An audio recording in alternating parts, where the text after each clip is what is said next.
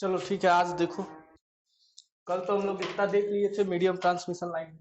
क्या क्या देखे थे? रिसीविंग एंड सी मॉडल कैसे बनाए थे। रिसीविंग एंड सी मॉडल ये ऐसे करके आर एल था और यहाँ पर क्या था, सी था रिसीविंग एंड साइड में। सेंडिंग एंड में कैसे बनाए थे, ये आर और एल था, सेंडिंग एंड साइड सी था कैपेसिटेंस मीडियम ट्रांसमिशन लाइन में। ठीक है, ये कौन सा लाइन का है? मीडियम ट्रांसमिशन लाइन का एबीसीडी पैरामीटर। चार तरीके से लिखा जाता है। एक रिसीविंग एंड सी मॉडल, दूसरा सेंडिंग एंड सी मॉडल, टी मॉडल, और चौथा क्या हो जाएगा, पाई मॉडल। तो पाई मॉडल का आज हम लोग सीखेंगे कैसे निकालेंगे। कल हम लोग कहाँ तक सीख लिए थे, टी मॉडल तक सीख लिए थे। पहला क्या था, रिसीविंग एंड सी मॉडल का कैसे निकला था ये सीखे थे। फिर सेंडिंग एंड सी मॉडल। तो ये तुम्हें क्या करना है, ये उतना इंपॉर्टेंट नहीं है वैसे जितना टी मॉडल और पाई मॉडल का पूछता है, एबीसीडी। ठीक है, तो ये दोनों याद करने की जरूरत नहीं है, ये निकाल लेना और ये वाला याद कर लेना, क्योंकि इसमें थोड़ा सा कैलकुलेशन क्या था, लंबा था। टफ नहीं था, लंबा था बस। ठीक है, तो इसमें याद रखना ये क्या होता है, 1 प्लस ए का मान होता है 1 प्लस वाई जेड बाई 2। ठीक है, बी का मान कितना होता है, z into 1 plus y z by 4। और ये सी का मान वाई बस होता है और डी का मान वाई जेड बाई 2। तो ए और डी का मान तो सेम होता है 1 plus y z by 2। B का मान बस ध्यान रखना, z 1 plus y z by 4 होता है और सी का मान वाई। ठीक है, आज हम लोग पढ़ेंगे क्या, पाई मॉडल का कैसे कैलकुलेशन होता है। तो देखो पाई मॉडल का कैलकुलेशन, इतना बात हम लोग कल देख लिए थे, तीनों का पूरा डेरिवेशन। आज देखेंगे क्या, पाई मॉडल का कैलकुलेशन।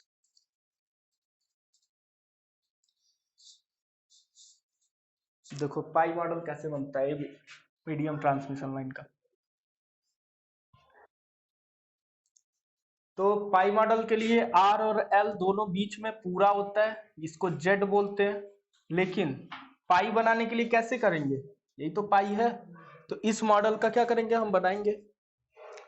तो देखो कैपेसिटेंस को दो भागों में डिवाइड कर दिया जाता है यहाँ पर, और इसको ले लिया जाता है ओवरऑल वाई था, तो ये क्या हो जाता है वाई बाई 2, और ये भी ओवरऑल क्या हो जाता है वाई बाई 2। दोनों को मिलाएंगे तो वाई हो जाएगा ओवरऑल, टोटल एडमिटेंस हो जाएगा, और इम्पीडेंस पूरा यहाँ रहता है। ठीक है, इसी का कैलकुलेशन हमें करना है। तो कैलकुलेशन करने के लिए तो इस टाइप का है, पाई के आकार का है, इसलिए इसको क्या बोलते हैं, पाई मॉडल बोलते हैं। और टी मॉडल में क्या था, इस मॉडल का था, यहाँ कैपेसिटेंस था, यहाँ पर तुम्हारा जेड बाई 2 था, यहाँ जेड बाई 2 था, तो इसको बोलते थे क्या, टी मॉडल। और ये पाई मॉडल क्या होता है, y बाई 2 इधर, y बाई 2 इधर, और टोटल जेड बीच में, ये किस मॉडल का हो जाता है, पाई मॉडल। तो इसका कैलकुलेशन देखो, इसका कैलकुलेशन टी से आसान है। इसका कैलकुलेशन क्या है, टी से बहुत आसान है।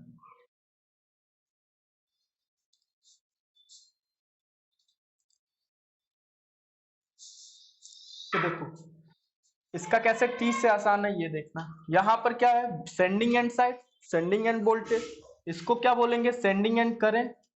इसमें जो करंट जा रहा है मान लेते हैं I1 करंट जा रहा है। ठीक है, इसमें कौन सा करंट जा रहा है, I2 करंट। इसको मान लेते हैं थोड़ा आसान अपने समझने के लिए, IC1 मान लेते हैं, कैपेसिटेंस में जाने वाला करंट। ये I2 है, या इसी को I1 मान सकते हो, कोई दिक्कत नहीं है।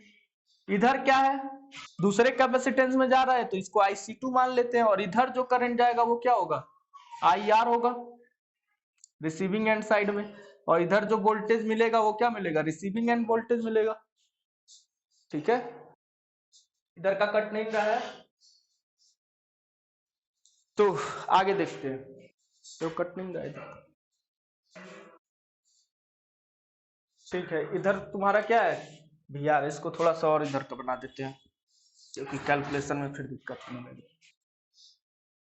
यहाँ कैपेसिटेंस है, इसमें जो करंट जा रहा है IC2 जा रहा है, और इधर जो करंट जाएगा वो IR जाएगा, और यहाँ जो वोल्टेज लगा, वोल्टेज मिलेगा वो क्या मिलेगा, रिसीविंग एंड का।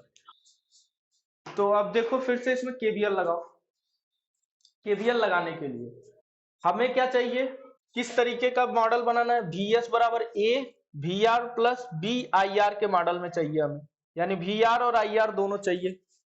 जब KVL लगाओ VS के साथ तो क्या आना चाहिए, VR आना चाहिए और IR आना चाहिए। तो क्या करेंगे, तो हम लगा देंगे पूरा ओवरऑल KVL लगा देंगे। कहां से, यहां से लेंगे और ये पूरा यहां तक का KVL लगा लेंगे, इतने दूरी में ओवरऑल KVL लगाएंगे। तो KVL लगाने के लिए इसको क्या कर रहे हैं, अभी दिमाग से हम हटा रहे हैं कि यहाँ भी कुछ है, थोड़ा इजी बन जाएगा। लेकिन करंट ध्यान रखना कौन सा करंट कहाँ लिए हैं, समझ में आ गया। इसमें KVL लगा रहे हैं, तो इसमें KVL लगाने के लिए क्या होगा, पहला पोलरिटी अगर लिखते हो तो क्या होगा, माइनस VS, इसमें जो करंट जा रहा है I2 करंट जा रहा है, यहां से प्लस यहां से माइनस, जिधर करंट इंटर करता है उधर प्लस दूसरा माइनस, तो I2Z क्या हो जाएगा, प्लस I2Z। क्यों प्लस ले रहे हैं, क्योंकि पहला पोलरिटी ले रहे हैं। फिर इसका भी पहला पोलरिटी ले लेंगे तो क्या होगा, प्लस VR, और कुछ तो है नहीं, बराबर 0। VS को उधर भेज दिए, यानी क्या हो जाएगा, VS बराबर VR प्लस I2Z हो जाएगा कि नहीं। अरे VS को उधर भेजे, ये यहीं पे, ठीक है। इसके बाद अब I2 का तो हमें पता नहीं है, इस I2 को क्या करना पड़ेगा, सॉल्व करना पड़ेगा। तो यहां से देखो, अब तो इसको अब बना दे रहे हैं पहले वाला, बस KVL लगाने के लिए इसको मिटाए थे, तो बना देते हैं। यहां पर क्या है, C है, ठीक है। इसमें जो करंट जा रहा था IC1 जा रहा था। यहाँ कौन सा कैपेसिटर था, C था, ये भी मतलब Y/2 था इधर ओवरऑल एडमिटेंस, इधर क्या था Y/2 था ओवरऑल एडमिटेंस। इसमें जो करंट जा रहा था IC2 था। तो हमें निकालना क्या है, I2 का वैल्यू निकालना है। तो I2 बराबर क्या होगा, I2 बराबर होगा तुम्हारा IC2 प्लस IR, क्या हो जाएगा IC2 प्लस IR, यही तो होगा। I2 बराबर क्या हो जाएगा, इधर जा रही है करंट और टोटल इधर जा रही है जो करंट। फिर हमें I2 की वैल्यू चाहिए किसके टर्म में, VR और IR के टर्म में। तो इस IC2 को भी हटाना पड़ेगा। तो IC2 का मतलब क्या है, इसके अक्रॉस वोल्टेज क्या है, VR है, और इसके अक्रॉस IC2 बराबर क्या होगा, V/Z होगा, ठीक है। तो इसके अक्रॉस जो वोल्टेज है VR है, अब बटे में 1/Z को क्या लिखते हैं, Y लिखते हैं, और यहां Y टोटल कितना है, Y/2 है। लिख देंगे कि नहीं लिख देंगे, IC2 बराबर क्या लिख देंगे, VR इंटू Y/2 लिख सकते हैं कि नहीं। तो यहां पर IC2 का मान क्या रख देंगे, VR into Y/2 plus IR। ये बात समझ में आया कि नहीं। IC2 का मान क्या लिखेंगे, V/Z से, Z के जगह क्या है यहाँ पर Y है, तो 1/Z बराबर क्या होता है, Y होता है, और उस Y का मान कितना है, Y/2 है। यहां से ये उठा के अब कहां रख दोगे, यहां पे रख दोगे तो A और B का मान पता चल जाएगा। तो देखो यहां पर रखो, तो ये क्या हो जाएगा, VR प्लस I2 का मान रखो ये वाला, तो I2 का मान रखोगे तो क्या हो जाएगा, VR Y/2 plus IR into Z। इतना बात समझ आया, जहां नहीं समझ आया पूछ लेना। VS बराबर, ये बस सोचना वीडियो बन रहा है तो नहीं कुछ। फिर क्या हो जाएगा, VR प्लस VR, इधर क्या हो, कौन सा, ये देखो I2 करंट जा रहा है ना, ये वाला करंट, I2 बराबर क्या होगा, IC2 प्लस IR, ठीक है। यहां से निकाल लें, कोई आया है,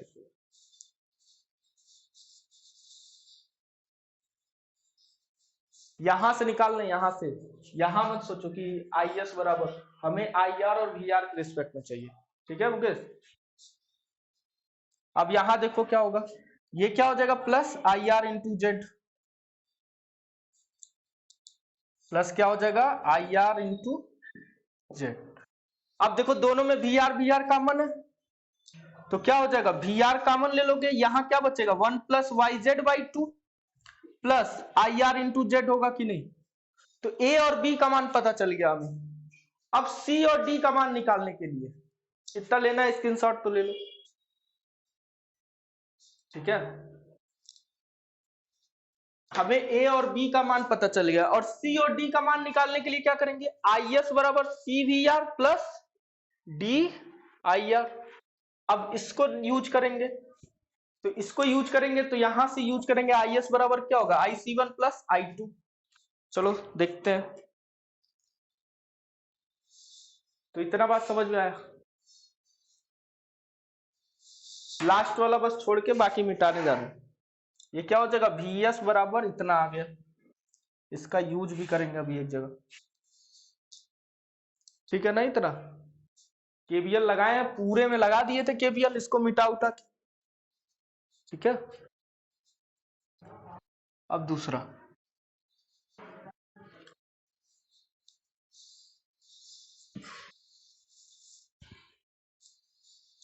अब देखो, अब क्या लेंगे, आई एस बराबर, क्योंकि अब दूसरे वाले में क्या चाहिए, हमें आई एस चाहिए, तो आई एस बराबर क्या हो जाएगा, I C one plus I to हो जाएगा, होगा ना, आई C one plus I to, ठीक है। तो आई सी वन का मान हमें कैसे पता चलेगा, आई सी वन का मान कैसे निकालोगे, अब यहां पर कौन सा वोल्टेज है, वी एस इसके क्रॉस, ठीक है। तो आई सी वन बराबर क्या हो जाएगा, भी बटे जेड से, आई बराबर क्या होता है, भी बटे जेड से, तो आई सी वन बराबर क्या हो जाएगा, यहाँ पे जो वोल्टेज है वी एस है, और जेड के जगह क्या है, वाई है, तो एक बटे जेड बराबर क्या होता है, वाई होता है, यानी ये क्या हो जाएगा, v s into y by two होगा कि नहीं, ठीक है। एक बटे जेड वाई के बराबर होता है, और ये वाई कितना दिया है, वाई बाई टू दिया है, यहाँ वाई कितना है, वाई बाई टू के बराबर है, तो यहाँ पर आई सी वन बराबर क्या रख देंगे, v s into y by two, और आई टू का मान अभी पिछले में निकाले ही थे, तो आई टू का मान तो वही रख देंगे, आई सी वन का मान रखते हैं क्या, v s y by two. KBL से बस खेलना है यहाँ पर, अगर केबीएल से खेलना आ गया तो फिर हो जाएगा काम, केबीएल और केसीएल दोनों यहाँ पे यूज हो रहा है। आई टू का मान देखो कितना होगा, आई टू का मान जो ये है वही रख देंगे, क्योंकि इसको भी किस में चाहिए, वी आर और आई आर में चाहिए, तो वही वाला यूज करते हैं, यहाँ पर क्या हो जाएगा, v r y by two plus i r, ठीक है। अब देखो, यहां से हमें सेंडिंग एंड वोल्टेज को हटाना है, क्या करना है, इस वीएस को यहां से हटाना है, तो हटाने के लिए क्या करेंगे, अभी मान निकला था वीएस बराबर, इसी मान को क्या कर देंगे, यहाँ पे पुट कर देंगे, हट जाएगा, हमें वी आर और आई आर में पता चल जाएगा, क्योंकि ये वी आर और आई आर है। देखो क्या किए हैं, हमें ये वाला इक्वेशन चाहिए कंपेयर करने के लिए, तो आई एस बराबर क्या हो जाएगा, I C one plus I two, I C one का मान कैसे निकाल लिए, इस यहां से वोल्टेज बटे इंपीडेंस, तो इंपीडेंस की जगह यहाँ क्या दिया है, एडमिटेंस दिया है, तो सीधे सीधे गुणा हो जाएगा, तो आई सी वन का मान यहां से पता चल गया, और आई टू का मान पहले से निकाले ही थे, उसको यहाँ रख दिए। अब यहां देखो वी एस का मान दे दिया, तो वी एस तो हमें इक्वेशन में चाहिए नहीं, तो यहां से पहले वाले इक्वेशन से क्या कर देंगे, इसमें पुट कर देंगे, ठीक है। तो पुट करने जा रहे हैं, तो यहां पर वी एस का मान रखो, तो क्या हो जाएगा, v r one plus y z by two plus i r into z overall, v s के जगह रख दिए, और यहां पर क्या है, वाई बाई टू है ना, इससे गुणा भी करना है, प्लस इधर क्या बचा, ये बचा तुम्हारा v r y by two plus i r, इतना बचा कि नहीं बचा, ठीक है। अब इसके बाद से सॉल्व करते हैं इसको, तो ये y बाई टू से इससे गुणा करो, तो ये क्या हो जाएगा, v r y by two plus y square, क्या हो जाएगा, y square z by four, कल यही छूट गया था, यहीं पे गुणा क्या हो गया था, फोर वाला छूट गया था, टू हो गया था, ठीक है। आज समझ में आ गया ना कहां से आ रहा है, ये y बाई टू कल यहाँ जेड बाई टू था कल टी मॉडल में, ठीक है, तो उसको सही कर लेना, तो ये क्या हो जाएगा, y square z by four, इधर क्या हो जाएगा, i r y z by two plus क्या बचेगा, ये वाला बचेगा v r y by two plus i r. बस थोड़ा कैलकुलेशन लग रहा होगा कि बड़ा है, लेकिन अगर दिमाग से लगा रहे होगे तो कुछ है नहीं, कैलकुलेशन है बस। ठीक है, अब देखो इसको इधर का मिटा दें, इसका अब कोई काम नहीं है। ठीक है, इसका अब कोई काम नहीं है, इसको मिटाते हैं।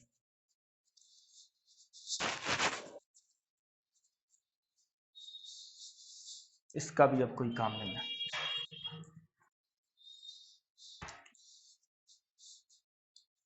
यहाँ पे क्या था, आई आर। अब ये चीज देखो, इसमें क्या क्या कॉमन हो रहा है, वी आर दोनों में क्या है, वी आर है, इसको ले लो एक साथ, तो क्या हो जाएगा वी आर आई एस बराबर, इधर क्या बचेगा y/2 प्लस इसमें क्या बचा है y² z/4 प्लस यहां क्या हो जाएगा y/2, और फिर इन दोनों में क्या कॉमन है, आई आर और आई आर कॉमन है, तो क्या हो जाएगा आई आर 1 प्लस yz/2, इसका 1 बचेगा, इसका yz/2 बचेगा। अब यहां से देखो वी आर y/2 यानी y हो जाएगा, और ये क्या हो जाएगा y² z/4 हो जाएगा, plus i are 1 plus yz/2 हो जाएगा। ठीक है, ये क्या निकल रहा है, आई एस का मान निकल रहा है, तो आई एस बराबर, अब देखो यहां पर क्या कॉमन हो रहा है, दोनों में y कॉमन हो रहा है, तो y ले लो कॉमन, यहां क्या बचेगा 1 plus yz/4 plus i are 1 plus yz/2, इसी को लोग रटते हैं बहुत ज्यादा। ठीक है, आज देख लिए कैसे आया। अब यहां से एबीसीडी क्या कर लेंगे, कंपेयर करके हम पता कर लेंगे कि एबीसीडी कितना होगा। तो पहले वाले इक्वेशन से कंपेयर करोगे, वी एस बराबर जो आया था, तो ए का मान कितना हो जाएगा 1 प्लस yz/2, बी का मान कितना हो जाएगा जेड, सी का मान कितना हो जाएगा 1 प्लस yz/4, और डी का मान कितना हो जाएगा 1 प्लस yz/2। तो डायरेक्टली रख दें, ए बराबर क्या आया 1 प्लस yz/2, बी बराबर क्या आया जेड, सी बराबर क्या आया यहां से इसका और इसका कंपेयर करने पे, तो सी बराबर आ गया y 1 plus yz/4 plus plus कह रहे हैं डी बराबर क्या हो जाएगा 1 प्लस yz/2। ठीक है, अब क्या करेंगे, बस आ गया अपना। ठीक है, अब इसको जैसे अरेंज करते हैं एबीसीडी एक साथ, उसको अरेंज कर देंगे, बस पाई मॉडल का निकल गया। तो हमें यही पूछता है ए का मान कितना होता है, बी का मान कितना होता है, पूरा दे देगा, कहेगा ये टी मॉडल है कि पाई मॉडल है। ठीक है, चलो अब देखते हैं इसको लिखेंगे कैसे, हो जाएगा ना, ये हो जाएगा ना कैलकुलेशन।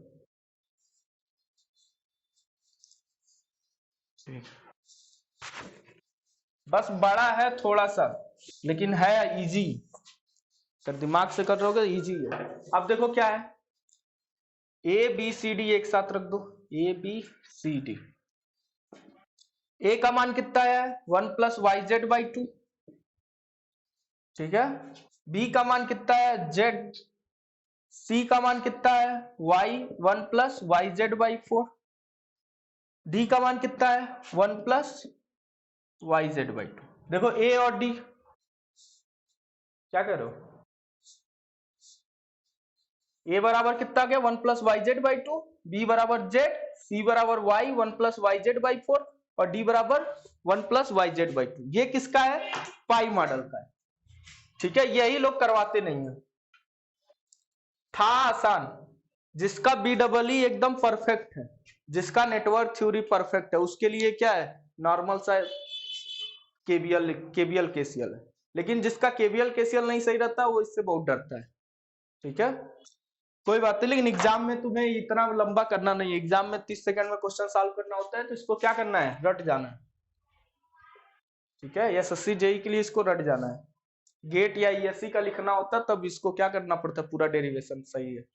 ठीक है, अब टी मॉडल देखो, टी मॉडल का सेम होता है, अब एक याद हो गया ना तो दूसरा इसी से याद कर लेना, इसी को देख के, इसको देख के कैसे याद करोगे, ए बी सी डी ये सब सेम रहेगा, ए और ये दोनों सेम रहेगा, ए और डी का मान सेम रहेगा 1 प्लस yz/2, और यहां भी क्या रहेगा 1 प्लस yz/2।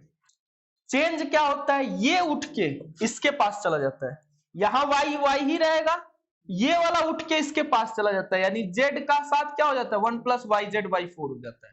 बस इतना ही है लॉजिक इसका। ठीक है, इस 1 प्लस वाई जेड बाई 4 को इधर ला दोगे तो पाई मॉडल हो जाएगा, और इस 1 प्लस वाई जेड बाई 4 को उधर लेते जाओगे तो वो टी मॉडल हो जाएगा। ये कौन सा मॉडल है, टी मॉडल है, और ये पाई मॉडल है। कई बार ऐसे ही बस दे दिया है, पूछा ये टी मॉडल है कि पाई मॉडल। ठीक है, हो जाएगा कि नहीं है, चलो ठीक है।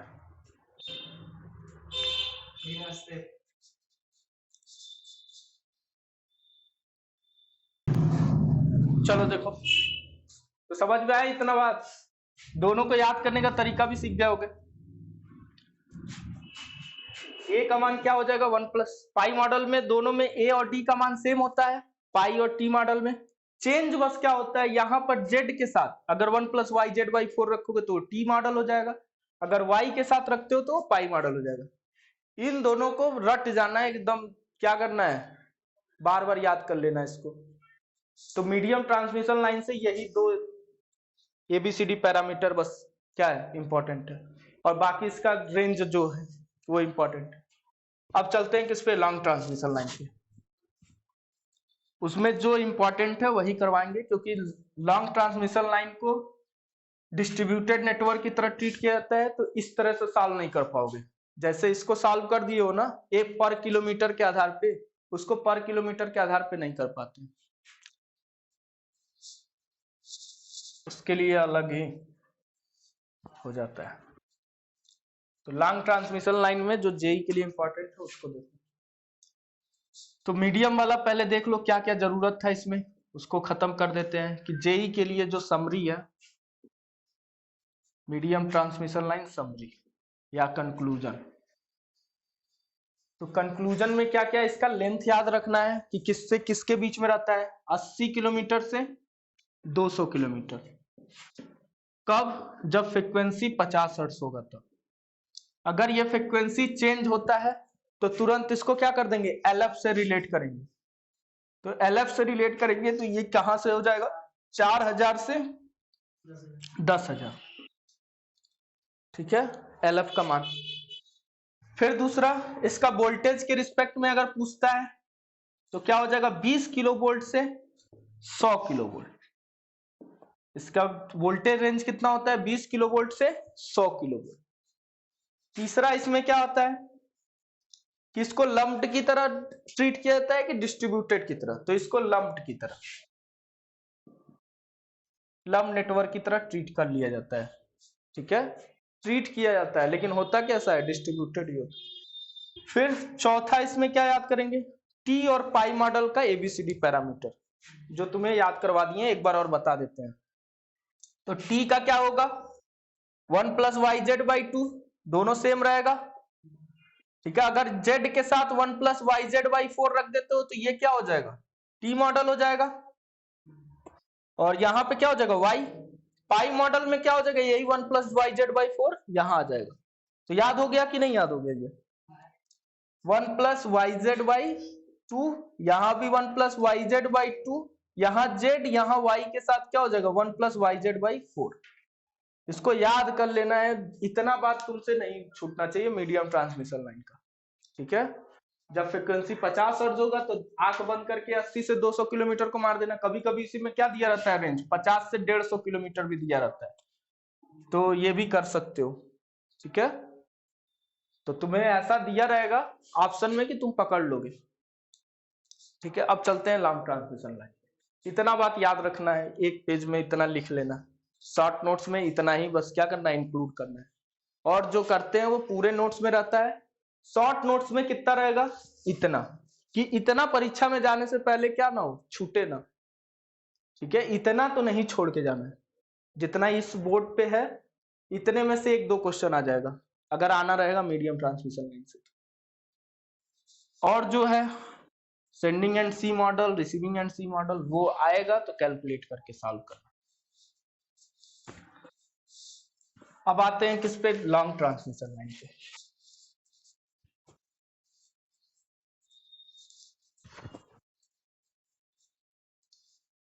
लॉन्ग ट्रांसमिशन लाइन क्या हो जाएगा?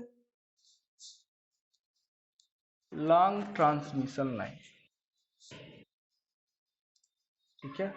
तो इसका रेंज पहला पूछ देगा, तो लेंथ कितने से, 200 किलोमीटर से ऊपर रहेगा, तुरंत क्या कर दोगे, लॉन्ग ट्रांसमिशन लाइन। फ्रीक्वेंसी लेकिन चेंज होगा, तो हो सकता है कम किलोमीटर पे ही लॉन्ग ट्रांसमिशन लाइन दिखा दे, ठीक है, ये भी हो सकता है। फ्रीक्वेंसी खूब बढ़ा दे, अब पता लगा कम ही डिस्टेंस पे तुम्हें लॉन्ग ट्रांसमिशन लाइन का रेंज मिल जाए। तो ये क्या होता है, एलएफ का रेंज क्या होता है, 10,000 से ज्यादा। जब यल और एफ का मल्टीप्लाई करो, अगर 10,000 से ऊपर आ रहा है तो क्या हो जाएगा, लॉन्ग ट्रांसमिशन लाइन। तो ये तो पहला हो गया। दूसरा, 100 किलो वोल्ट से ऊपर का जब वोल्टेज है ट्रांसमिशन लाइन का, 100 किलो वोल्ट, 100 किलो वोल्ट से अगर ज्यादा है तो ये क्या है, लॉन्ग ट्रांसमिशन लाइन, ठीक है। तीसरा, किस तरह इसको ट्रीट किया जाता है, तो डिस्ट्रीब्यूटेड नेटवर्क की तरह। इसको किस तरह ट्रीट किया जाता है, डिस्ट्रीब्यूटेड नेटवर्क की तरह। इसमें क्या क्या पैरामीटर यूज किया जाता है, चारों, अच्छा उसमें नहीं लिखे थे आरएलसी ना, वो भी इंपॉर्टेंट होता है, ठीक है। इसमें क्या होता है, आर एल सी और जी। इसमें क्या क्या होता है, आर एल सी और जी, चारों होते हैं। मीडियम में क्या होता है, ये जी नहीं होता है। कहां जी लिए थे, क्या बस कैपेसिटेंस था, आर एल और सी से सॉल्व कर रहे थे। इसमें क्या हो जाता है, कंडक्टेंस भी आ जाता है। इसमें क्या आ जाता है, कंडक्टेंस भी आ जाता है, आर एल सी और जी। और शॉर्ट ट्रांसमिशन में ये दोनों नहीं रहता है, बस ये रहता है, ठीक है। शॉर्ट ट्रांसमिशन लाइन में आर और एल रहता है, मीडियम में आर एल सी होता है, और लॉन्ग में क्या होता है, आर एल सी जी, तीनों होता है। कैसे अरेंज होते हैं उसको देख लो। लॉन्ग ट्रांसमिशन लाइन में बस इतना ही तुम्हें ध्यान में रखना है। और इसमें कैसे अरेंज होते हैं उसको दिखाते हैं। तो देखो, आर एल सी, ठीक है, और जी को भी रेजिस्टेंस की ही तरह दिखाते हैं। कंडक्टेंस क्या होता है, इनवर्सली होता है रेजिस्टेंस का। इसको कैपेसिटेंस दिखाते हैं, दोनों को जोड़ देते हैं तो वाई आता है। तो वाई बराबर क्या हो जाएगा, जी प्लस जेबी। वाई बराबर क्या हो जाएगा, जी प्लस जेबी। इसका क्या निकालेंगे, कैपेसिटिव ससेप्टेंस निकालेंगे, ठीक है। तो क्या हो जाता है, कैपेसिटिव ससेप्टेंस जो एक्सी होता है उसी का अपोजिट होता है। एक्सी बराबर 1/ओमेगा सी होता है, तो बीसी बराबर क्या हो जाएगा, ओमेगा सी हो जाएगा। तो यहां पर रखते हैं तो क्या रखते हैं, जी प्लस जे ओमेगा सी रखते हैं, इसका मान, वाई का मान, ठीक है। और इसका मान क्या रखते हैं, आर प्लस जे एक्सएल, ये क्या होता है, जेड होता है। तो इसको अगर पूरा रखना चाहोगे तो क्या रखोगे, r plus j omega l. इसको लिखते हैं जी प्लस जे ओमेगा सी, उसको लिखते हैं r plus j omega l, ठीक है। तो ऐसे इसको ओवर लॉन्ग ट्रांसमिशन लाइन का ये चारों पैरामीटर होता है, आर एल सी और जी, ठीक है। चारों पैरामीटर इसमें यूज किया जाता है। अब इसमें देखो क्या पूछता है, अब इससे हट के पूछेगा कैरेक्टरिस्टिक्स इंपीडेंस क्या होता है। क्या पूछेगा, कैरेक्टरिस्टिक्स इंपीडेंस क्या होता है। फिर पूछेगा कि सर्ज इंपीडेंस क्या होता है। फिर पूछेगा सर्ज इंपीडेंस लोडिंग क्या होता है। ये तीनों बात तुमसे जरूर पूछता है अगर ट्रांसमिशन लाइन से क्वेश्चन आता है, ठीक है। ये तीन क्वेश्चन क्या करना है, एकदम याद रखना है। क्या क्या, कैरेक्टरिस्टिक्स इंपीडेंस क्या होता है, फिर सर्ज इंपीडेंस क्या होता है, फिर सर्ज इंपीडेंस लोडिंग क्या होता है। ये तीनों चार अब पढ़ाने तुम्हें। फिर उसके बाद से इसी ट्रांसमिशन लाइन में आता है फेरांटी इफेक्ट, वो क्या होता है। तो चार टॉपिक अभी हमें पढ़ना है इसमें। तो क्या हो जाएगा, ट्रांसमिशन लाइन का द एंड हो जाएगा, ठीक है। तो पहला हम लोग पढ़ने जा रहे हैं क्या, कैरेक्टरिस्टिक्स इंपीडेंस। ये क्या होता है कैरेक्टरिस्टिक्स इंपीडेंस, बहुत ही आसान है, बस लग रहा है कि बड़ा है। इतना बात स्क्रीनशॉट ले लिए होते। तो देखो, पहला इसमें हेडिंग क्या है, कैरेक्टरिस्टिक्स इंपीडेंस। ये क्या होता है, ठीक है। इस पे बहुत क्वेश्चन पूछता है। कैरेक्टरिस्टिक्स इम्पीडेंस, सर्ज इम्पीडेंस और सर्ज इम्पीडेंस लोडिंग, ये तीनों में से एक क्वेश्चन जरूर आ जाता है अगर अच्छा क्वेश्चन बनाता है तो देखो कैरेक्टरिस्टिक इम्पीडेंस कुछ नहीं यार, जितना हम बोल दिए ना उतना ही आसान है। Impedance of transmission line is known as characteristics impedance. समझ गए क्या है? क्या बोले हैं कि impedance of transmission line, impedance of transmission line, जो अभी तक इम्पीडेंस, ओवरऑल इम्पीडेंस, ठीक है, total impedance of transmission line is known as characteristics impedance, is known as, इतना ही आसान था, कैरेक्टरिस्टिक्स इम्पीडेंस। ठीक है, इसको दिखाते कैसे हैं? ZC बराबर रूट में Z/Y। अब ये कहां से आया? लॉन्ग ट्रांसमिशन लाइन से आता है। ठीक है, जब लॉन्ग ट्रांसमिशन लाइन का पूरा कैलकुलेशन करते हैं तो वहां से आता है ये, तो उसको जानने के चक्कर में मत पड़ो। ZC बराबर क्या हो जाएगा? रूट में Z/Y। ठीक है, इतना बात समझ गया कि नहीं? तो कैरेक्टरिस्टिक्स इंपीडेंस क्या होता है? Impedance of transmission line is known as characteristics impedance.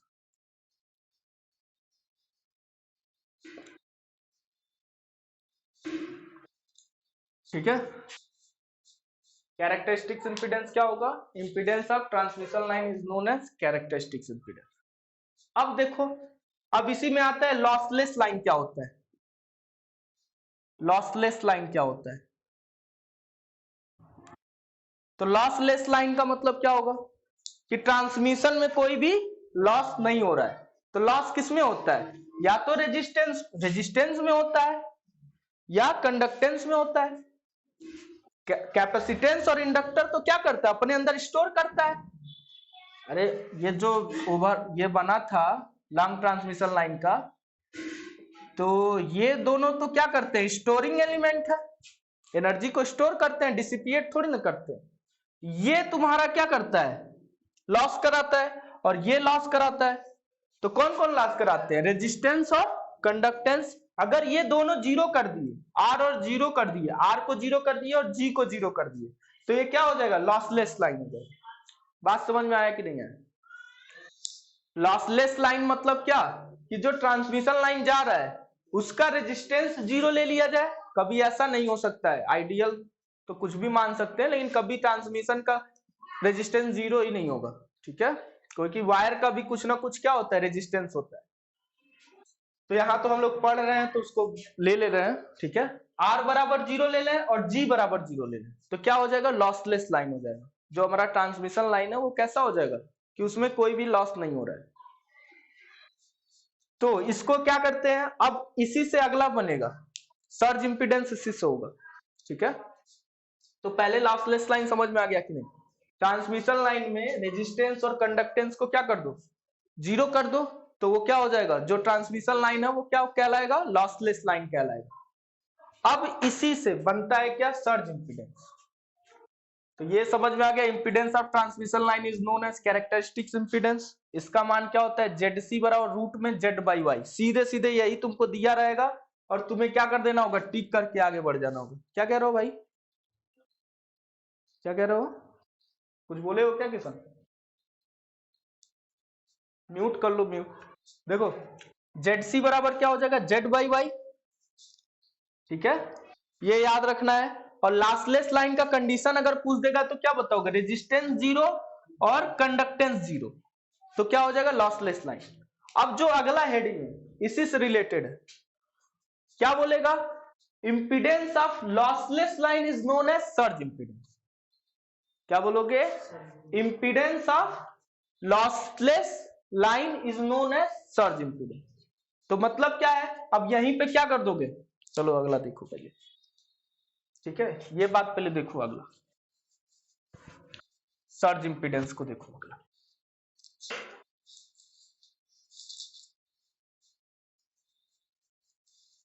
Characteristics impedance को किससे दिखाते हैं? ZC से दिखाते हैं। ठीक है, और सर्ज इंपीडेंस को किससे दिखाते हैं? ZS। तो अगला हेडिंग है क्या? Surge impedance. Surge impedance, impedance. इसको किससे दिखाते हैं? ZS से। तो क्या लिखोगे इसका? Impedance of lossless transmission line, lossless transmission line is known as surge impedance, is known as surge impedance. अब इसको देखो कैसे लिखेंगे? ZS बराबर, अब फिर वही फार्मूला है, ZC बराबर रखोगे Z/Y, लेकिन अब Z को क्या कर दो? ओपन कर दो, तो क्या हो जाएगा? Z बराबर रखोगे तो क्या हो जाएगा? R प्लस JXL, ठीक है, बटे में ये क्या हो जाएगा? G प्लस ये ओमेगा L लिख दे रहे हैं, हो जाएगा कि नहीं? Y बराबर क्या होता है? G plus J omega C, और Z बराबर क्या होता है? R plus J omega L। R और G क्या है? जीरो है। बोले हो ना ऊपर कि impedance of lossless transmission line is known as surge impedance. हम सर्ज इंपीडेंस निकाल रहे हैं। ये अभी क्या है? अभी ये ZC है, अभी ये क्या है? ZC। और ZS निकालने के लिए क्या कर दोगे? इसी में R और G को क्या कर दो? जीरो कर दो, तो क्या निकल जाएगा? सर्ज इंपीडेंस निकल जाएगा। तो अब देखो R और G को क्या कर दिए? जीरो। R और G को क्या कर दिए? जीरो। तो क्या बचेगा ऊपर? J ओमेगा L बटे में J ओमेगा C बचेगा कि नहीं? तो J omega cancel out, root में क्या बच जाएगा? L/C। कितना बार तो इसको पूछ दिया है। सर्ज इंपीडेंस बराबर क्या होता है? रूट में L/C होता है। क्या होता है? रूट में L/C। समझ में आ रहा है? ये सब किसके लिए है? लॉन्ग ट्रांसमिशन लाइन के लिए निकल रहा है, जो इंपॉर्टेंट है उसे ही पढ़ा रहे हैं लॉन्ग ट्रांसमिशन लाइन में। तो कैरेक्टरिस्टिक्स इंपीडेंस क्या होता है? Impedance of transmission line. और ये क्या होता है? Surge impedance. Impedance of lossless transmission line is known as surge impedance, ठीक है। तो इसका मान क्या हो जाता है? रूट में L/C, ठीक है। सीधे सीधे इस पे तुमसे न्यूमेरिकल पूछेगा, L और C दिया रहेगा, पूछ देगा सर्ज इंपीडेंस निकालो, तो निकल जाएगा कि नहीं निकल जाएगा। और ये दिया रहेगा, अगर मान लो इंपीडेंस और एडमिटेंस दिया है, कैरेक्टरिस्टिक्स इंपीडेंस पूछ रहा है, तो ये निकाल लोगे, दोनों निकल जाएगा ना। वैसे निकलवाया तो नहीं है, बस क्या पूछता है? ये पूछता है, फार्मूला पूछ देता है सीधे सीधे, ठीक है। अब अगला देखो, इतना बात समझ में आ गया? कितने मिनट का वीडियो हो गया? अभी तो बहुत टाइम है। चलो अगला देखते हैं। इस पे एक क्वेश्चन लिखवा देते हैं, देखो। अच्छा ये बताओ, चलो क्वेश्चन ही दे के बताते हैं, क्वेश्चन ही करवा के उससे पूछते हैं। ये बताओ, इसमें लेंथ का कोई जिक्र हो रहा है? नहीं हो रहा है ना। तो देखो लेंथ, इसमें Z बराबर तो होता है क्या? टोटल Z बराबर जो इंपीडेंस होगा पर किलोमीटर का टोटल लेंथ से गुणा हो जाता है, तब ये टोटल ओवरऑल Z आता है। लेंथ तो रहता ही है, लेकिन ये ऊपर नीचे दोनों में L रहता है, तो L से L क्या हो जाता है? कैंसिल आउट हो जाता है। ये लेंथ पे डिपेंड नहीं करता, वही क्वेश्चन ही करवाने जा रहे थे कि कैरेक्टरिस्टिक इंपीडेंस क्या होता है, लेंथ पे डिपेंड नहीं करता है। तो ये बात ध्यान रखना। अभी देखो इसके लिए भी क्या स्टैंडर्ड डिसाइड है, कितना किसके लिए होता है, ओवरहेड के लिए कितना ओम होता है और अंडरग्राउंड के लिए कितना होता है। तो पहले एक क्वेश्चन लिखवाते हैं। इतना बात समझ में आ गया कि नहीं? Impedance of lossless transmission line is known as surge impedance, और impedance of transmission line is known as characteristics impedance. ये बात ध्यान रखना। अब इसमें एक और है सर्ज इंपीडेंस लोडिंग, लेकिन पहले इसको एक क्वेश्चन करवा के फिर उस पर चलते हैं।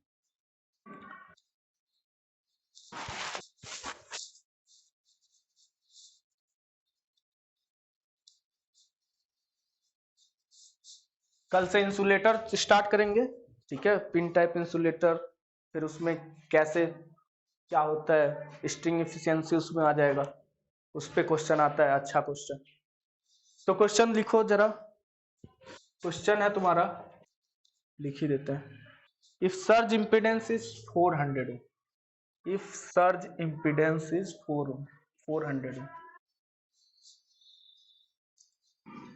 400 ohm for 80 kilometer, for 400 kilometer. Then what will be surge impedance for? Then what will be surge impedance for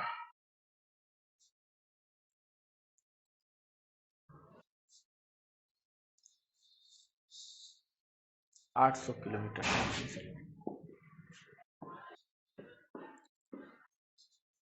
ए क्या है 400 ओम, बी क्या है 200 ओम, सी क्या है 800 ओम और डी क्या है 100।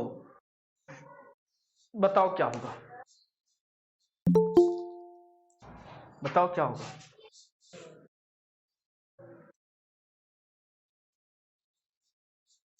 कह रहा है सर्ज इंपीडेंस इज 400 ओम। तो पहले तो सीधे सीधे क्या करना है, सर्ज इंपीडेंस का फार्मूला लिख लो, लेकिन फार्मूले का जरूरत नहीं पड़ेगा।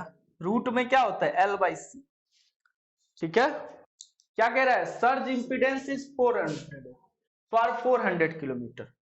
उसके बाद कह रहा है then what will be surge impedance for 800 kilometer. अब बताओ लेंथ, लेंथ पे कहीं डिपेंड कर रहा है क्या? अरे ये इंडक्टेंस है, ये कैपेसिटेंस है, लेंथ का कहीं फार्मूला ही नहीं। यानी लेंथ से ही क्या होता है, इंडिपेंडेंट होता है।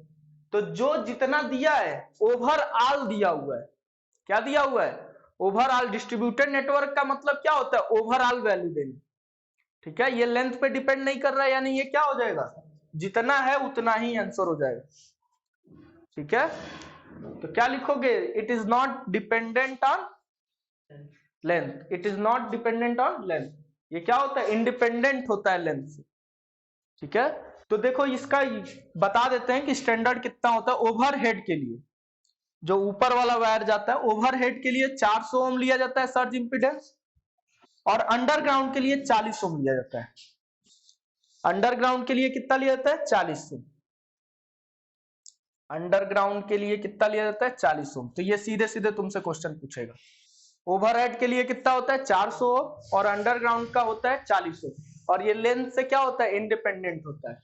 तो क्वेश्चन पूछा है ये वाला एसएससी जेई का ही क्वेश्चन है, ठीक है। तो क्या हो जाएगा 400 ओम, ये इसका आंसर हो जाएगा। हो जाएगा कि नहीं। लेंथ से ये क्या होता है, इंडिपेंडेंट होता है। ओवरहेड के लिए इसका स्टैंडर्ड कितना है सर्ज इंपीडेंस का 400 ओम और अंडरग्राउंड का कितना होता है 40 ओम। इतना बात समझ में आ गया। अब चलते हैं किस पे, सर्ज इंपीडेंस लोडिंग पे। वो क्या होता है, तो मैक्सिमम पावर ट्रांसफर थ्योरम पढ़े हो ना, maximum power transfer theorem. Same वही सर्ज इंपीडेंस लोडिंग करवाता है, बस थोड़ा सा चेंज रहता है। जैसे वहां RTH बराबर RL लेते हैं ना, सेम यहां पर क्या लेंगे, सर्ज इंपीडेंस बराबर सर्ज जो लोड लगा रहे हो उसके बराबर। क्या लोगे, सर्ज इंपीडेंस के बराबर लोड को अगर क्या कर दिए, कनेक्ट कर दिए, तो उसको क्या बोलेंगे, सर्ज इंपीडेंस लोडिंग। देखो क्या होता है,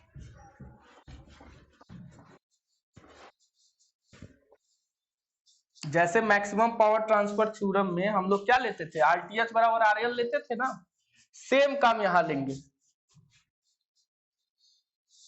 सेम काम यहां होगा सर्ज इंपीडेंस लोडिंग के लिए, सर्ज इंपीडेंस लोडिंग के लिए।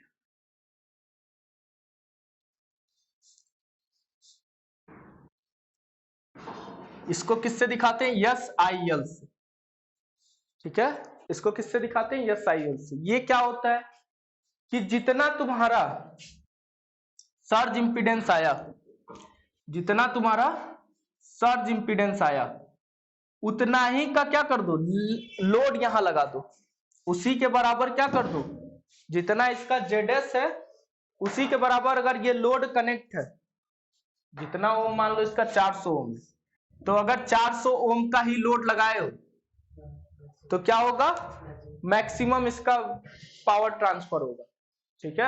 याद आ रहा है ना, मैक्सिमम मिनिमम। तो सर्ज इंपीडेंस लोडिंग का फार्मूला क्या होता है, SIL बराबर, वहां क्या होता था, VTH स्क्वायर अपन 4 RTH होता था कि नहीं, लेकिन यहां पे ऐसा नहीं होता है।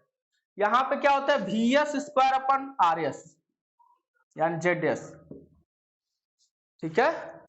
यहाँ 4 से गुणा नहीं होता है, ये बात ध्यान रखना, ठीक है। VS स्क्वायर अपन ZS, या वहां क्या होता था, VTH स्क्वायर अपन 4 RTH, लेकिन यहाँ क्या होता है VS स्क्वायर अपॉन ZS। ठीक है, तो इसको पढ़ते क्या है, it is amount of power transfer when connected load is equal to surge impedance. जब connected load is equal to surge impedance के बराबर होगा तो क्या होगा, मैक्सिमम पावर ट्रांसफर होगा।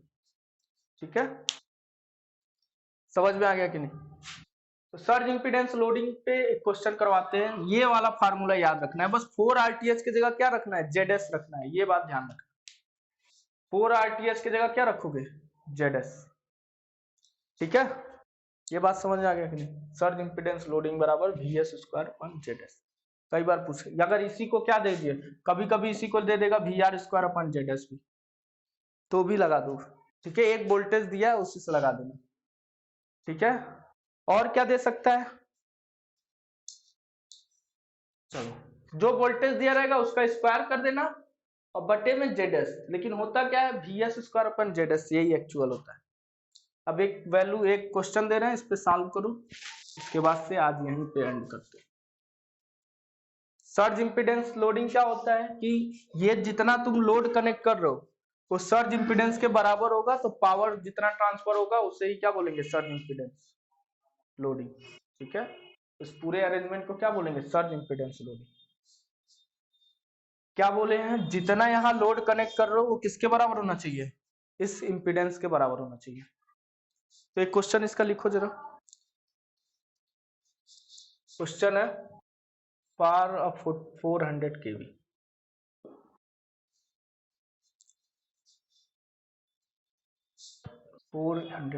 AC transmission, what will be surge impedance loading, what will be surge impedance loading।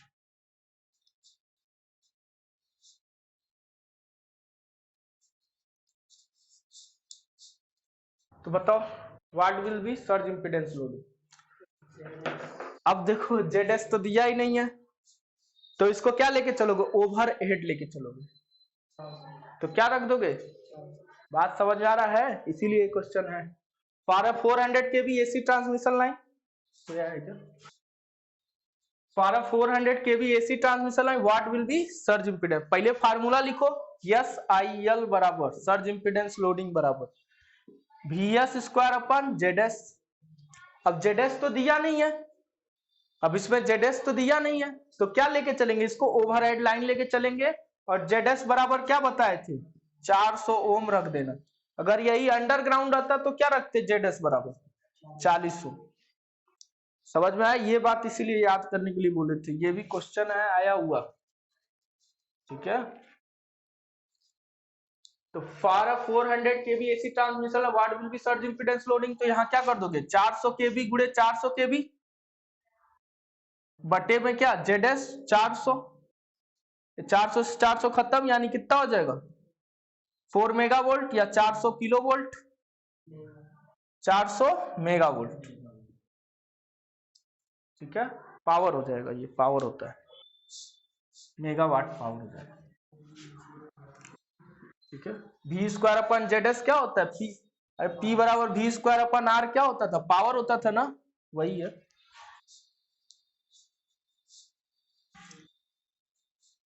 तो इतना बात इसमें याद रखना है। अब फेरांटी इफेक्ट देख लो थोड़ा, हो जाएगा सर्ज इंपीडेंस लोडिंग भी ना, V स्क्वायर अपन क्या रखोगे, ZS, पावर वाले से ध्यान रखना।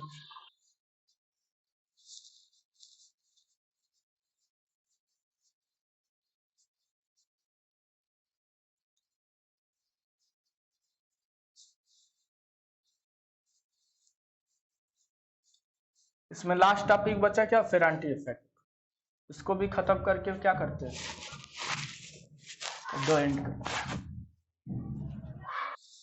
अब फेरांटी इफेक्ट देखो, सब लोग जानते होंगे वैसे फेरांटी इफेक्ट, इतना ये बार क्वेश्चन आ चुका है कि लगभग सबको याद हो गया है। फेरांटी इफेक्ट क्या होता है कि जो हम वोल्टेज देते हैं 240 वोल्ट, वो क्या हो जाता है 300 वोल्ट लोड को मिलने लगता है। ये कैसे होता है भाई, ये दिए हो 240 वोल्ट, लोड को पता चलता है कि 300 वोल्ट लगा है, ऐसा कैसे, जनरेट कर रहे हो 240 वोल्ट, यहां मिल रहा है इसको 300 वोल्ट, ठीक है।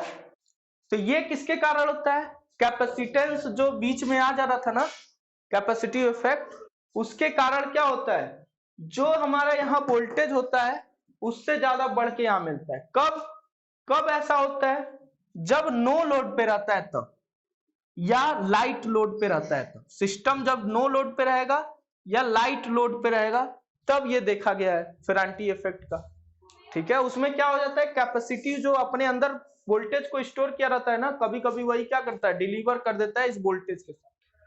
तो क्या हो जाता है, ये वोल्टेज बढ़ के आगे बढ़ जाता है, ठीक है, मिलने लगता है रिसीविंग एंड पे। तो इसको लिखना है तो कैसे लिखोगे, फेरांटी इफेक्ट क्या होता है,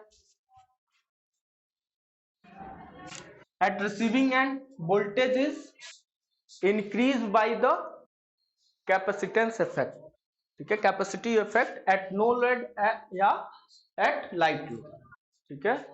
नो लोड या लाइट लोड पे क्या होता है, कैपेसिटिव इफेक्ट के कारण रिसीविंग एंड पर क्या हो जाता है, कुछ वोल्टेज बढ़ जाता है, ठीक है। तो यही बात है, इसमें देखो 3-4 चीजें हैं। पूछता है इसको कम करने के लिए, फेरांटी इफेक्ट को कम करने के लिए क्या उपचार है, क्या यूज करोगे, फेरांटी इफेक्ट को कम करने के लिए क्या यूज करोगे। तो क्या यूज करेंगे, शंट में एक रिएक्टर लगा देंगे, शंट में क्या कर देंगे, पैरेलल में एक रिएक्टर लगा देंगे। उससे क्या होगा, जो वोल्टेज वो इंक्रीज कर रहा है वो अपने अंदर स्टोर कर लेगा। कैपेसिटर जो एक्स्ट्रा वोल्टेज दे रहा है ना, इसके अगर शंट में क्या कर लिए, रिएक्टर लगा लिए, यहाँ लोड है, लोड है यहाँ पर, तो जो ये XH है, शंट में जो रिएक्टर लगा है ये क्या कर लेगा, एक्स्ट्रा वोल्टेज जो ये डेवलप कर रहा है उसको ये स्टोर कर लेगा। तो शंट रिएक्टर लगा के इसको क्या किया जाता है, फेरांटी इफेक्ट को कम किया जाता है।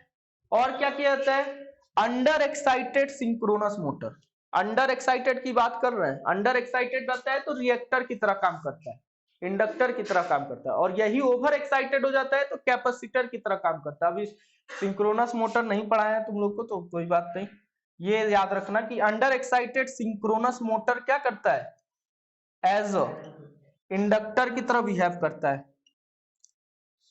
तो क्या करते हैं, सिंक्रोनस मोटर को भी यूज करके यहाँ पर क्या करते हैं, फेरांटी इफेक्ट को कम करने का काम करते हैं। ये बात याद रखना, अंडर एक्साइटेड सिंक्रोनस मोटर। अगर यही रहता ओवर एक्साइटेड सिंक्रोनस मोटर तो कैसा बिहेव करता है, कंडेंसर की तरह, मतलब कि कंडक्टर की तरह, कैपेसिटर की तरह, ठीक है। कंडेंसर मतलब कैपेसिटर, ठीक है,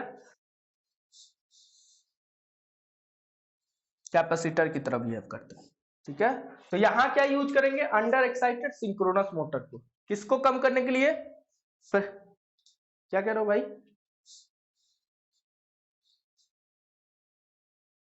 अच्छा बता रहे हैं फिर। फेरांटी इफेक्ट देखो क्या होता है, जब सिस्टम हमारा नो लोड पे होता है या लाइट लोड पे होता है, लाइट लोड मतलब बहुत कम लोड लगा है, ठीक है। तो जब सिस्टम हमारा लाइट लोड पे होता है या नो लोड पे होता है तो जो यहाँ वोल्टेज तुम्हारा 240 वोल्ट होता है ना, कभी कभी ये वोल्टेज क्या हो जाता है, 260 वोल्ट हो जाता है, 300 वोल्ट हो जाता है, ठीक है। तो यही जो इफेक्ट देखा गया है ना कि हमारा सेंडिंग एंड वोल्टेज से रिसीविंग एंड वोल्टेज बढ़ जा रहा है, ठीक है, रिसीविंग एंड वोल्टेज बढ़ जा रहा है सेंडिंग एंड से। कभी ऐसा हो नहीं सकता है, लेकिन ये क्या होता है, लॉन्ग ट्रांसमिशन और मीडियम ट्रांसमिशन लाइन में ऐसा इफेक्ट देखा गया है, जिसे क्या नाम दिया गया है, फेरांटी इफेक्ट। ये कब होता है, जब लॉन्ग और मीडियम ट्रांसमिशन लाइन क्या होता है, नो लोड पे होता है या लाइट लोड पे होता है, तब ये इफेक्ट देखा गया है। क्या होता है कि जो 240 वोल्ट दे रहे हो सेंडिंग एंड में, वो रिसीविंग एंड में क्या रिसीव होता है, 260 वोल्ट या 300 वोल्ट रिसीव होता है। ये किसके कारण होता है, बीच में कैपेसिटेंस का जो इफेक्ट होता है ना, इंडक्टर, मीडियम ट्रांसमिशन लाइन में भी कैपेसिटर था और लॉन्ग में भी कैपेसिटर था। इनके इफेक्ट के कारण क्या होता है, जो वोल्टेज स्टोर किया रहता है कुछ देर के लिए वो क्या कर देता है, डिलीवर कर देता है, तो वोल्टेज क्या होता है, बढ़ा हुआ दिखाई देता है यहाँ पर रिसीविंग एंड में। तो यही जो इफेक्ट देखा गया ना, रिसीविंग एंड का वोल्टेज सेंडिंग एंड से ज्यादा बढ़ जाता है, उससे ही क्या बोलते हैं, फेरांटी इफेक्ट। पूछता है फेरांटी इफेक्ट को कम करने के तरीके बताओ, तो क्या करते हैं, इसके संट मतलब पैरेलल में एक रिएक्टर लगा देते हैं, तो उसे ही बोलते हैं संट रिएक्टर। या तो संट रिएक्टर का यूज करके हम फेरांटी इफेक्ट को कम करेंगे, या फिर सिंक्रोनस मोटर को यूज करेंगे जो कि अंडर एक्साइटेड है। अंडर एक्साइटेड सिंक्रोनस मोटर को भी यूज कर सकते हैं इस फेरांटी इफेक्ट को रिमूव करने के लिए। ठीक है, तो ये दो तरीके हैं तुम्हारा फेरांटी इफेक्ट को कम करने के। कौन कौन सा? संट रिएक्टर और under excited synchronous motor. Over excited क्या होता है? कंडेंसर की तरह बिहेव करता है, वो बाद में पढ़ेंगे कहाँ यूज होता है ओवर एक्साइटेड वाला। अभी अंडर एक्साइटेड यहाँ फेरांटी इफेक्ट को कम करने के। कल से हम लोग क्या पढ़ेंगे? इंसुलेटर। कल से क्या पढ़ेंगे? इंसुलेटर, उसके बाद से फॉल्ट। तो पहले इंसुलेटर खत्म करेंगे फिर फॉल्ट। चलो आज के लिए बस इतना ही।